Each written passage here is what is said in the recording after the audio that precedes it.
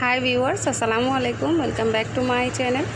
आशा करी जे जेखाने आছেন ভালো আছেন সুস্থ আছেন। সো বরাবর মতো আরেকটি নতুন রেসিপি নিয়ে চলে এলাম। তো আমার আপু গ্রিল চিকেনটা বাসায় করেছে, আর বাসায় কিভাবে গ্রিল চিকেন করতে পারবেন সেই রেসিপিটি আজকে আপনাদের সাথে শেয়ার করব। আশা করি রেসিপিটি আপনাদের ভালো লাগবে, আর যদি ভালো লেগে থাকে অবশ্যই ভিডিওতে একটি লাইক দিবে।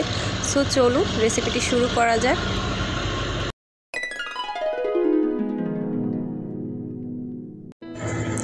প্রথমে আমি গ্রিল চিকেনের জন্য এখানে নিয়ে নিয়েছি মুরগির মাংস, আর এখানে হচ্ছে ব্রয়লার মুরগি নিয়েছি 5টা 1.5 কেজি ওজনের। তো এর মধ্যে আমি প্রথমে দিয়ে দিচ্ছি পেঁয়াজ বাটা,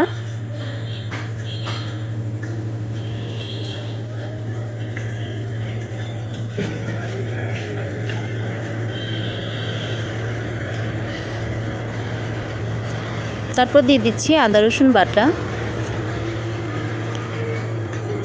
আদা রসুন একসাথে করে বাটা আছে, এখানে পরিমাণ মতো আদা রসুন বাটা দিয়ে দিচ্ছি।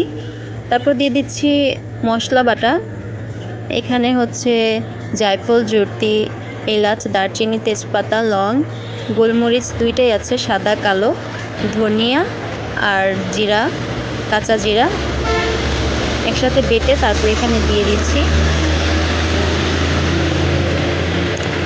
তারপর সয়া সস দিয়ে দিব। এখন সয়া সসটা আমি পুরো একটা বোতল দিয়ে দিচ্ছি, ছোট বোতলের 1 বোতল দিয়ে দিচ্ছি, কারণ যেহেতু এখানে 5টা মুরগি তো 1 বোতল সয়া সস পুরোই ব্যবহার করেছি। তারপর এখানে দিয়ে দিচ্ছি মরিচের গুঁড়া। এটা হচ্ছে যার যার স্বাদ মতো ঝাল অনুযায়ী, কে কী পরিমাণ ঝাল খেতে পারবে সেই অনুযায়ী দিতে হবে। তারপর দিয়ে দিচ্ছি টমেটো সস। তো একটা মুরগির জন্য 1 চামচ করে টমেটো সস, আমি এখানে 5টা মুরগির জন্য 5 চামচ টমেটো সস ব্যবহার করব।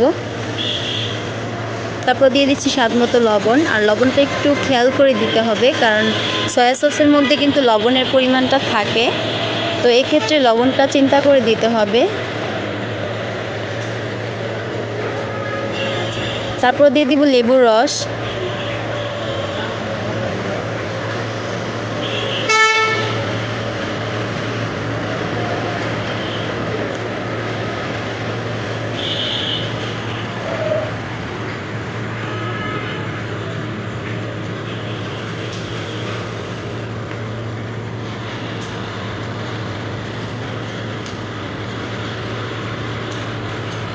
এবার দিয়ে দিব টক দই।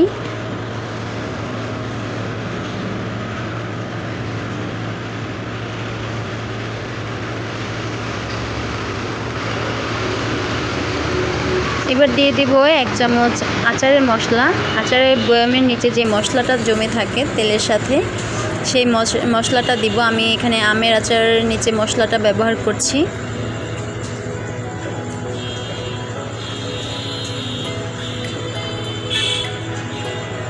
এবার ভালো করে মশলাটাকে মিক্স করে নিব। তারপর হাত দিয়ে কিন্তু মুরগিটা মেখে নিতে হবে সুন্দর করে, কারণ চামচ দিয়ে মাখলে এটা কিন্তু মুরগির মধ্যে মশলাটা ভালো করে দেয়া যাবে না। মুরগির ভিতরে মশলাটা সুন্দর করে দিতে হবে মাংসের ভিতরে। এজন্য সবসময় গ্রিল চিকেন বানানোর সময় হাত দিয়ে ম্যারিনেটটা করতে হবে। তো ঝোলটা এখন যতটা পাতলা দেখছেন, ম্যারিনেট করার পর কিন্তু সুন্দর একটা গাঢ় ঝোল হয়ে যাবে। মশলাটা কিন্তু গাঢ় হয়ে যাবে আরও। এখন যে পাতলা দেখা যাচ্ছে সয়া সসের কারণে, এটা কিন্তু ঘন হয়ে যাবে। তো এখন ম্যারিনেট করে আমি রেখে দেব 5 থেকে 6 ঘন্টার মতো। তো আমাদের সময় 5-6 ঘন্টার মতো হয়েছে প্রায়। তো এখন আমি এর মধ্যে দিয়ে দিব সরিষার তেল। এখন দেখেন মশলাটা কত ঘন হয়ে গেছে। তেলটা সবার পরে দেওয়ার কারণ হচ্ছে তেলের কারণে কিন্তু মশলাটা ভালো করে মুরগির ভিতরে যাবে না, মাংসের ভিতরে। এজন্য ম্যারিনেটের পরে তেলটা দিতে হবে, ভাজার আগে।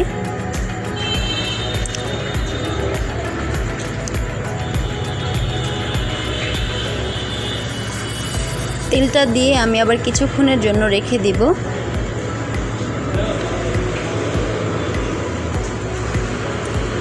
এখন দিয়ে দিচ্ছি সরিষার তেল। আমি এখানে আন্দাজ মতো দিয়ে দিচ্ছি।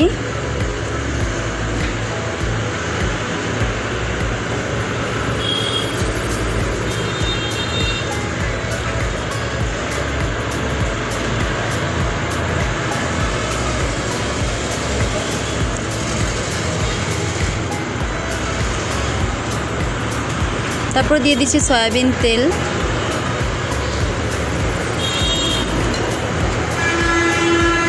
এবার এর মধ্যে কিছু মশলার গুঁড়া করা মশলা দিয়ে দিব। যে মশলাটা আমি বাটা ব্যবহার করেছি, সব মশলা একসাথে করে, সেটারই একটা গুঁড়া পাউডারও আমি ব্যবহার করব এখানে। এই মশলাটা দেওয়ার কারণে আলাদা একটা ঘ্রাণ আসবে সুন্দর।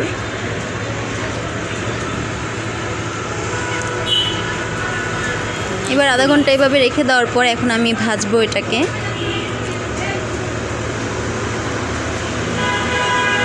দেখেন এখন ঝোলটা কিন্তু আরও ঘন হয়ে গেছে তেলের সাথে, এখন আরও বেশি ভালো লাগছে দেখতে।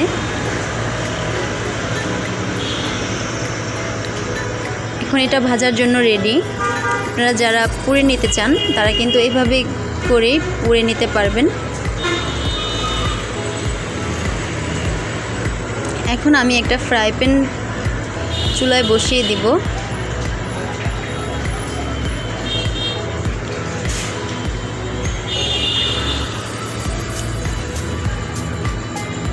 প্রথমে চুলার আঁচটা কম করে দিব যাতে এখান থেকে পানি উঠে যায়। দেখতে পাচ্ছেন যে মুরগির মাংস থেকে কিন্তু পানি বের হচ্ছে।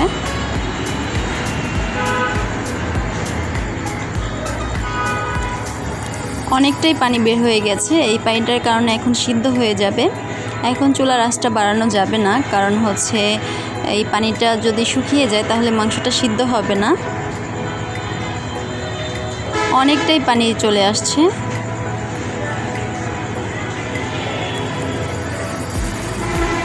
এবার একটু উল্টিয়ে দিচ্ছি। দেখেন এই পাশটা হয়ে এসেছে।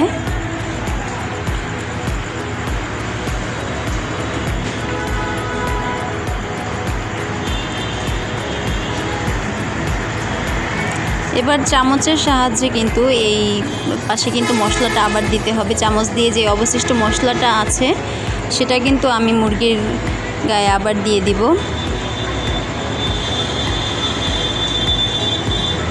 মশলাটা এভাবে চামচ দিয়ে নিয়ে বেশি বেশি করে এটার মধ্যে দিতে হবে, যাতে মাংসটা পুড়ে না যায়। উপরে মশলাটা পুড়বে আর হচ্ছে একটা সুন্দর ঘ্রাণ আসবে, মাংসটা সুন্দর করে সিদ্ধ হবে।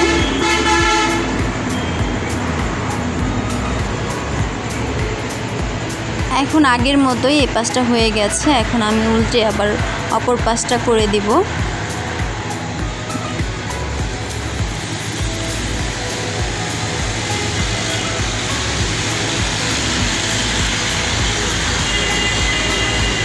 এবার দেখেন কতটা সিদ্ধ হয়ে গেছে, গোস্তটা ছুটে যাচ্ছে।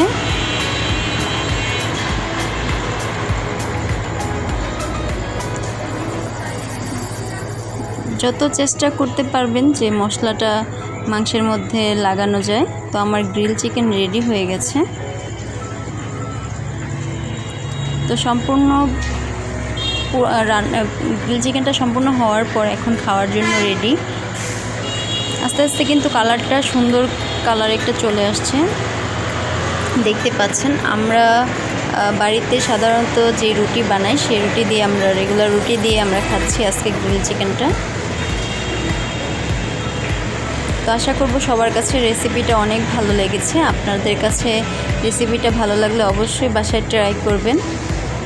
আর ভিডিওটা যদি ভালো লাগে তাহলে আপনারা অবশ্যই চ্যানেলটাকে সাবস্ক্রাইব করবেন, আমার ছোট বোনের চ্যানেল। তো আজকের জন্য এই পর্যন্তই ছিল ভিডিওটা।